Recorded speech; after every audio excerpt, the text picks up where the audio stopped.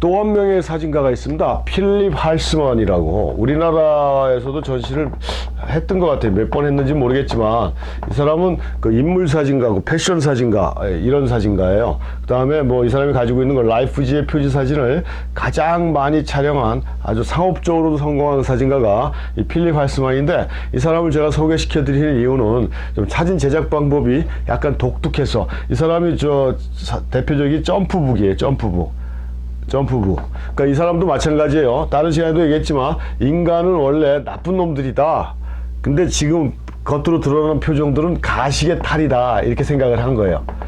가식의 탈. 그러니까 교육을 받고 하다 보니까 속에 악마적인 기질을 감추고 겉으로는 가면을 쓰고 있는 것이다 해서 인물들을 이 사람은 카메라 앞에서 어떻게 뭘 시켜요? 우리가 뭐 스튜디오나 이렇게 젊은 친구들 사진 찍다 보면 점프 사진을 상당히 좋아하거든요. 점프 사진을 좋아하는데 그것처럼 카메라 앞에서 점프를 시켜요. 뭐 군대 가면 지상에서 몇 메터 뭐 못 뛰면 어떻게 된다라는 뭐 이런 그 뭐 공갈 협박이나 기합 받을 때 그런 게 있는데, 그러니까 죽을 똥살똥 뛰어야 될 거 아니에요. 지상에서 몇 메터까지 뛰어야 되니까 최상으로 높이 뛸 수 있는 만큼 뛰어라 하고 셔터를 누르면, 그걸 뛰기 위해서 기본적으로 인간들은 어떻습니까? 인상을 쓰잖아요. 점프하기 위해서.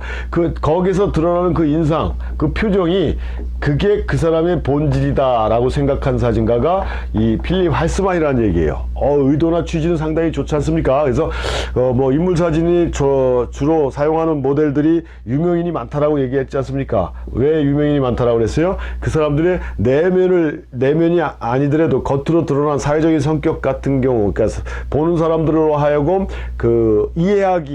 인식하기 쉽게 하기 쉬운 장점이 있어서 유명인들을 표지 모델로 많이 쓴다라고 제가 말씀을 드렸어요. 그러니까 필립 할스만도 인물 사진가고 패션 사진가다 보니까 그런 사람들도 많이 알고 있었을 거고, 그래서 그 사람들을 전부 다 그 유명한 연예인, 정치인, 경제인들을 다 카메라 앞에다 데려다 놓고 점프를 시켜요. 점프. 그 다음에 이 사람이 아주 대표작이, 이 점프북의 대표작이 살가도로 달리라는 아주 초현실주의 화가가 있습니다. 이 사람의 생활이나 사생활은 아주 괴짜로 유명한 사람이고, 수염도 칼자의 수염 이렇게 휘어지는 거 있죠. 이렇게 난 사람인데, 요 수염이나 달리의 그런 아주 기괴한 이런 행동들을 묘사해서 작업한 포트레이트들도, 인물 사진도, 달리를 대상으로 한 작업들도 유명하고, 그다음에 이 점프북의 대표 사진도 이 달리가 캠퍼스 붓을 들고 점프하고, 캠퍼스도 뜨고, 고양이도 뜨고, 밖에서도 물 떨어지고 하는, 요게 대표적인 점프북의 사진인데,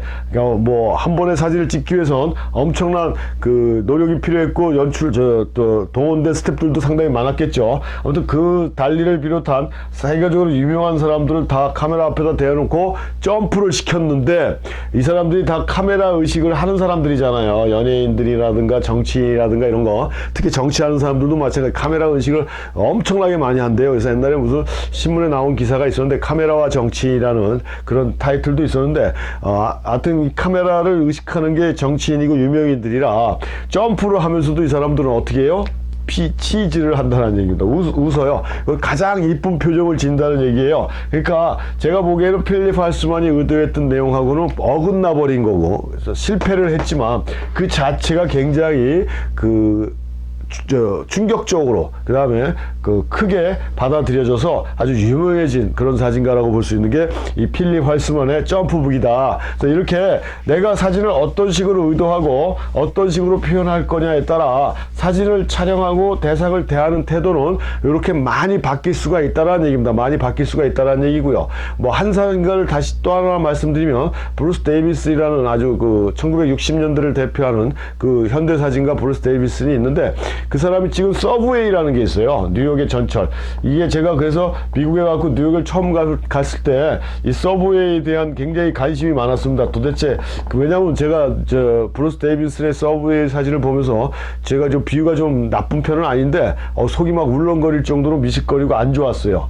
칼라로 찍었거든요. 그 다음에 이 사람은 다큐멘터리 사진가임에도 불구하고 대형 원판을 사용했고, 캔디드 포토라고 해서 대상한테 의견을 구하지 않고 찍는 게 아니라 대부분 찍고 나서 양해를 받는다든가 뭐 이러는데, 이 브루스 데이비슨의 이 서브웨이는 찍을 때 먼저 사전에 얘기를 하고 찍는다는 얘기예요. 그래서 후레쉬도 막 터트려요.